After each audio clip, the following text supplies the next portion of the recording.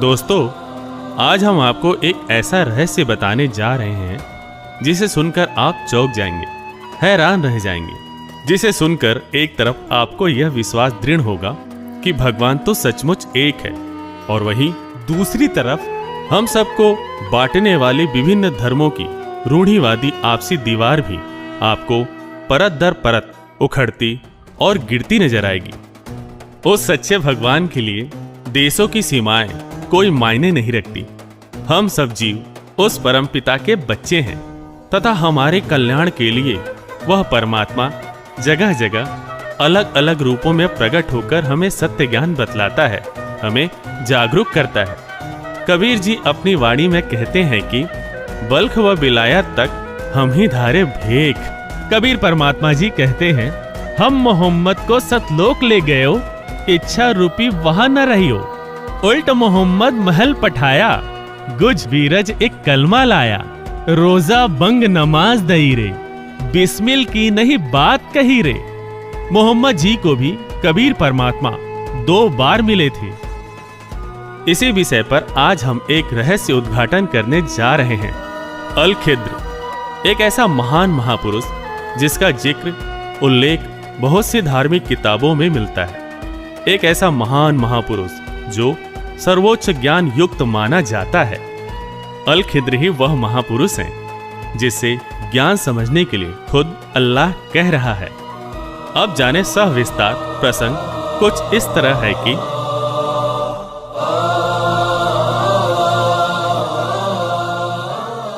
एक बार किसी ने हजरत मूसा जी से पूछा कि इस दुनिया में सबसे ज्यादा इल्म किसके पास है। इसके जवाब में मूसा जी ने बड़े गर्व से कहा, मेरे पास। मूसा जी का यह जवाब अल्लाह को पसंद नहीं आया, जिस कारण अल्लाह ने मूसा जी को कहा कि जो ज्ञान तुझे प्राप्त है वो अल खिद्र के ज्ञान के सामने कुछ भी नहीं है। कुछ भी नहीं मतलब साफ है, अल खिद्र का ज्ञान सर्वोपरि है। उसके ज्ञान की महानता को कुरान शरीफ का ज्ञान दाता, बाइबल का ज्ञान दाता खुद स्वीकार कर रहा है। ये बात पवित्र गीता जी से भी मेल खाती है, जिसमें गीता ज्ञान देने वाला अध्याय 4 के श्लोक 34 में कहता है कि संपूर्ण आध्यात्मिक ज्ञान किसी तत्वदर्शी संत के पास है, उससे जाकर पूछो। मूसा जी अल खिद्र के पास जाते हैं, लेकिन वो अल खिद्र पर विश्वास नहीं कर पाते। इस कारण उन्हें अल खिद्र से अद्भुत ज्ञान की प्राप्ति नहीं हो पाती। स्पष्ट हुआ कि अल खिद्र का ज्ञान सर्वश्रेष्ठ है। कबीर जी के ज्ञान के बारे में भी यही कहा गया है कि और ज्ञान मंडलीक सब चकवे ज्ञान कबीर। अल खिद्र का वर्णन 55 हदीसों में भी मिलता है, और यह भी वर्णन है कि अल खिद्र मोहम्मद जी को उनके जीवन काल में 2 बार मिले। एक बार मोहम्मद जी के जवानी काल में, व दोबारा मोहम्मद जी के बुढ़ापे में। लेकिन विशेष गौर फरमाने वाली बात यह है कि तब अल खिद्र की उम्र जरा भी नहीं बदली। ऐसा ही कुछ वर्णन कबीर जी ने अपनी वाणी में दिया है कि जब गोरखनाथ ने वार्ता कर कबीर जी से उनकी उम्र पूछी थी, तब कबीर जी का जवाब था कि गोरखनाथ जी, 7 करोड़ तेरे शंभू मर गए, मेरी एक नहीं पलैया। क्योंकि पूर्ण परमात्मा अविनाशी है, उसके जीवन का एक भी पल कभी कम नहीं होता। पवित्र कुरान शरीफ के सूरत फुरकान 25 आयत 52 से 59 में वर्णन है कि वो परमात्मा जिसने सारी सृष्टि रची, वह हमारे सब गुनाहों से खबरदार है, वाकिफ है। ऐसा लिखित सबूत अल खिद्र के उस प्रसंग से मिलता है जिसमें अली को कहा गया है कि अली, मैं तुझे ऐसा मंत्र दूंगा जो असंख्य पापों का नाश कर देगा। वेदों में भी यही वर्णन है कि केवल कबीर परमात्मा ही पाप नाशक है, सभी पाप कर्मों को काट सकता है। यह वही अली है जिसने बदर के युद्ध में विजय प्राप्ति के लिए अल खिद्र से आशीर्वाद प्राप्त किया था, क्योंकि अल खिद्र हमेशा धर्मनिष्ठ लोगों की मदद किया करता है। अल खिद्र ही अविनाशी कबीर परमात्मा है। वह वही भक्ति मार्ग में उलझनों को साफ करता है, मतलब कि सही भक्ति विधि भगत समाज को बतलाता है। ऐसा उल्लेख पवित्र वेदों में भी है कि परमात्मा उपदेश करने की इच्छा से इस पृथ्वी पर अवतरित होता है। वह अपनी वाणियों के सत्य ज्ञान की बौछार करता है।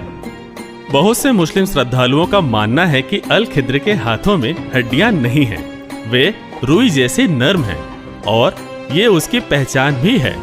जब कोई तुझसे ऐसा साधु मिले जिसके हाथ नरम हो, वह हड्डी ना हो, तो समझो कि वो अल खिद्र ही है। ऐसा ही शरीर कबीर जी का है। कबीर जी खुद अपनी वाणी में कहते हैं कि हाड़ चाम लहू ना मेरे, जाने सतनाम उपासी। सभी प्रसंग अब अल खिद्र व कबीर जी को एक ही स्पष्ट करते हैं। वह उनके द्वारा की गई लीलाओं सदग्रंथों में बताई उनकी पहचान से हूबहू मेल खाती है। और लगभग सभी देशों के मुस्लिम मौलवियों का यह भी मानना है कि उन्हें जीवन काल में एक बार अल खिद्र जरूर मिलता है। वास्तव में कबीर जी देश काल की भिन्नता के कारण अलग अलग रूपों में महापुरुषों के उद्धार के लिए दिन में 100 बार अपने सत्य लोक से चलकर यहाँ पृथ्वी लोक पर आते हैं। जैसा गरीबदास जी अपनी वाणी में कहते हैं कि गरीब उन्नत कोटि अवतार है, नो चितवे बुद्धि नाश, खाली खेले खलक में 6 ऋतु 12 मास। मतलब कि पूर्ण परमात्मा यहाँ हर समय किसी न किसी रूप में अपनी लीला कर रहे होते हैं। परमात्मा अल खिद्र या यूं कहे कि कबीर जी भक्ति चाहने वाली आत्माओं को रास्ता दिखलाते हैं व उनकी उलझन दूर करते हैं। ये परमात्मा के विधान में शामिल है। इसी क्रम में वो बहुत से महापुरुषों को मिले, जैसे कबीर रूप में नानक देव जी को, धर्मदास जी को, मलुकदास जी को, गरीबदास जी को और घीसा दास जी को। तो हजरत मोहम्मद जी को अल खिद्र रूप में मिले और महान कवि रूमी को समस्तर बेच के रूप में। जी हाँ, हम 13वीं सदी के महान रूमी की बात कर रहे हैं, जो महानतम कवियों में से एक माने जाते हैं और जिनको पूर्वी व पश्चिमी सभी देशों में बड़ी शिद्दत के साथ पढ़ा व सुना जाता रहा है। उनको भी पूर्ण परमात्मा अल खिद्र या यूं कहे कि कबीर जी समस्तर बेच के नाम से मिले थे। वह उनको सर्वोच्च आध्यात्मिक ज्ञान से रूबरू करवाया था, जिससे प्रभावित होकर कवि रूमी ने भी एक ग्रंथ प्रसिद्ध मसनवी की रचना की, जिसमें उन्होंने अपने गुरु समस्तर बेच की महिमा का अद्भुत वर्णन किया है। रूमी ने अपनी मुर्शीद समस्तर बेच से दीक्षा प्राप्त कर इबादत की व प्राचीन परंपरागत साधनाओं को त्याग दिया, जिस कारण उनका भी वहां घोर विरोध हुआ था। रूमी की रचनाओं में बल्ख शहर के बादशाह इब्राहिम सुल्तान अधम का भी उल्लेख है, जिसमें यह वर्णन है कि इब्राहिम को अल खिद्र के दर्शन हुआ करते थे, जिससे प्रभावित होकर उन्होंने राजगद्दी त्याग दी थी। यहाँ इब्राहिम सुल्तान के प्रसंग में तो यह तो बिल्कुल स्पष्ट हो जाएगा कि अल खिद्र ही कबीर जी हैं। संत गरीबदास जी, जिनको कबीर परमेश्वर जी मिले थे, उन्होंने भी अपनी वाणियों में इब्राहिम सुल्तान अधम जी का उल्लेख किया है और बताया उनको कबीर जी मिले थे। गरीबदास जी महाराज अपनी वाणी में कहते हैं, हम सुल्तानी नानक तारे दादू को उपदेश दिया, जात जुलाहा भेद न पाया, काशी माहे कबीर हुआ। वास्तव में जिस महापुरुष की रूमी ने अल खिद्र समस्तर बेच के नाम से महिमा गाई है, उसी की संत गरीबदास जी ने भी कबीर नाम से महिमा गाई है, क्योंकि है तो दोनों एक ही। अब तक के सभी प्रसंगों प्रमाणों से यह स्पष्ट हो जाता है कि परमात्मा एक है, वह वही अलग अलग रूप बनाकर हमें सत्य ज्ञान बतलाता है। वो कभी अल खिद्र बनकर हमें मानव जीवन के मूल उद्देश्य से परिचित करवाता है और कभी कबीर रूप में हमें अपने वास्तविक घर की राह बताने के लिए घूमता फिरता है। अध्यात्म की यह जटिल पहेली भी अल खिद्र ही सुलझा सकता है, जो देश काल की भिन्नता के कारण अलग अलग रूप व अलग अलग नाम से आकर प्रकट होता है।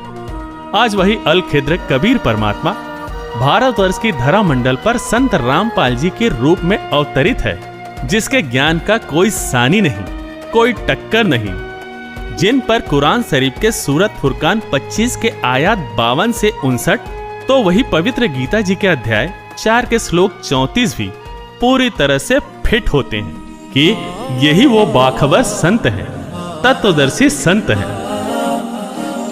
इनके पास ही अद्भुत अजेय ज्ञान है, जिसके आधार पर इन्होंने विश्व के सभी धर्म गुरुओं को निरुत्तर किया हुआ है, और इनके पास ही वो अद्भुत ज्ञान है जिसे प्राप्त करने में हजरत मूसा जी भी असफल रहे। इनके पास ही वो मूल मंत्र है जो हमारे अनगिनत पापों का नाश कर सकता है। इनके पास ही वो मूल तत्व गुण ज्ञान है जो सुखमय जीवन का आधार है और सर्वजीव आत्माओं की भक्ति कराकर उनका वास्तविक घर सत्यलोक अर्थात पूर्ण मोक्ष प्राप्त कराने वाला है।